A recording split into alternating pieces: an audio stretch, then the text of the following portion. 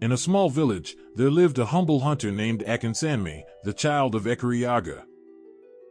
Despite his best efforts, Akinsanmi struggled to make ends meet, and his life was marked by poverty and hardship.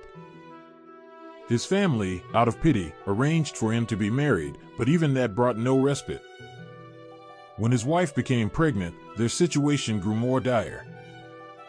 The villagers, unaware of Akinsanmi's struggles, began to whisper among themselves that his destiny was cursed. They would often remark, "He's just like Akinsanmi, born to fail." The couple's circumstances were so dire that they relied on the charity of their neighbors to survive. One day, Akinsanmi decided to seek answers through Ifa divination. He wanted to know if his life was indeed doomed to fail. The Ifa revealed the Odu Obara Hogunda, and the priest assured Akinsanmi that his fortunes would change dramatically. Akinsanmi was advised to offer a sacrifice, but he had no money.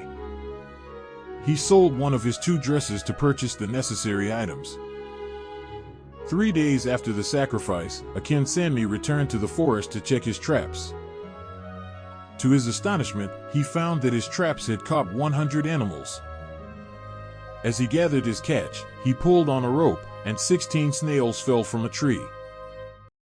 In his excitement, he exclaimed, "Oh," and honey began to drip into his mouth. Meanwhile, back at his home, his wife gave birth to twins. Akinsanmi's life had changed in an instant. He exclaimed that his life was now as fulfilling as that of the alaafin, the king of Oyo. However, his neighbors, consumed by envy, reported him to the alaafin, accusing him of insulting the king.